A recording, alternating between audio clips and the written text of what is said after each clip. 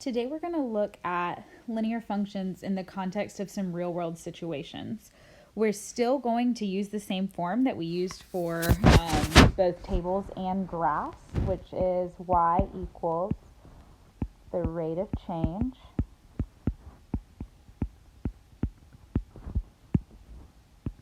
x plus whatever your initial value is. So remember, initial value is the same thing as the zero term, but especially in word problems, you tend to hear it called initial value more often.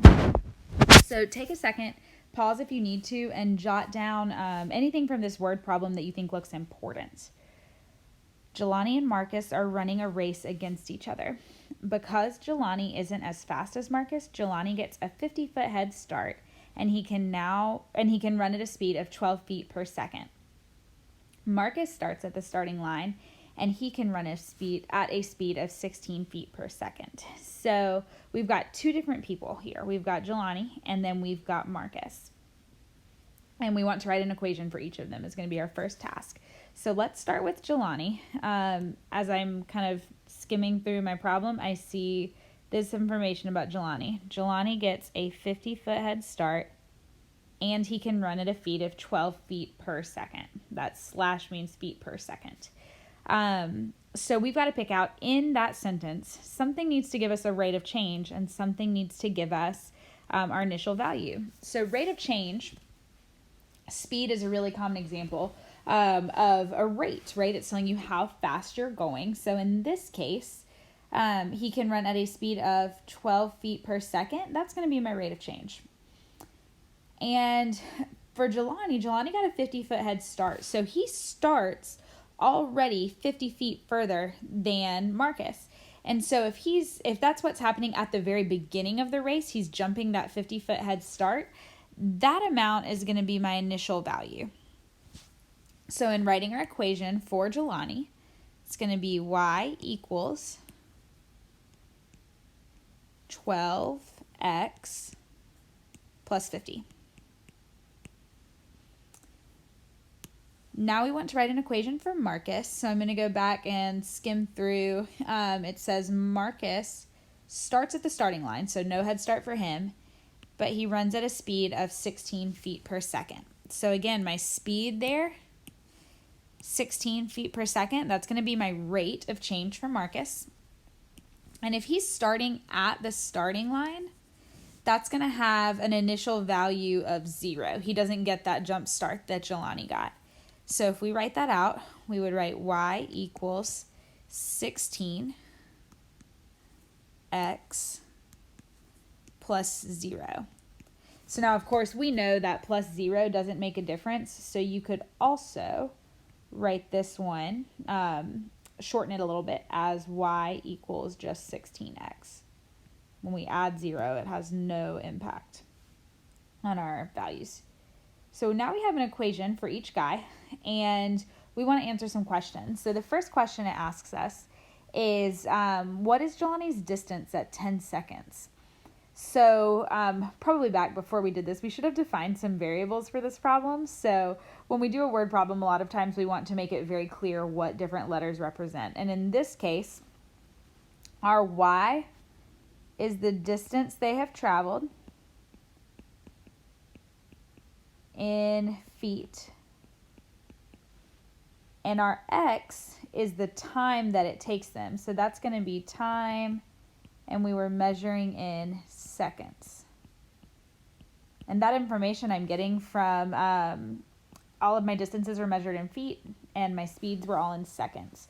So our distance depends on time. So x is my independent variable, seconds, and then y depends on that distance, depends on time.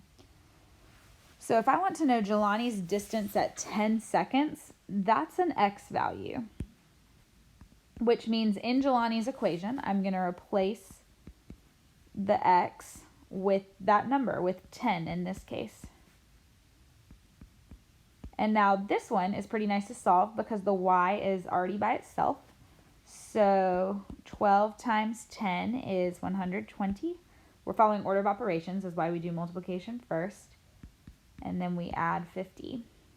So 120 plus 50 is going to be 170, and our units are feet. At 10 seconds, Jelani is 170 feet away from the starting line. Marcus's distance at 10 seconds, so same idea, another x value, but we're going to compare their distance. For Marcus, I'm going to plug in or substitute in 10 in place of my x again. I'm going to use that shorter equation without the plus 0. And 16 times 10 is 160 feet. So at 10 seconds, Marcus is a little bit behind Jelani. So the head start at 10 seconds was helping Jelani. Now in this next problem, it says, how long will it take Jelani to reach 200 feet? So now we're talking distance, which is a y value. So in my equation, I'm going to replace the y this time with that number, which in this case was 200. And we're going to solve it for x. So remember, when you solve equations, we're trying to get x by itself. So I need to remove any addition or subtraction on the same side as the x first to go in reverse order of operations. And when we solve, we're going backwards order. So that's going to give me, when I subtract 50 on both sides, 150 equals 12x. And then to get x by itself, we need to divide by 12 on both sides. And I'm going to go to my calculator to do 150 divided by 12.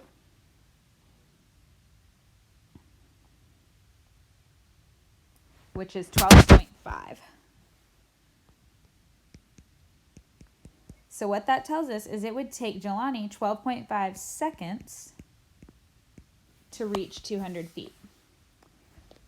We want to know the same thing about Marcus. So Marcus reaching 200 feet would be another y value. So in Marcus's equation, we're going to substitute in the 200 in place of y, so 16x.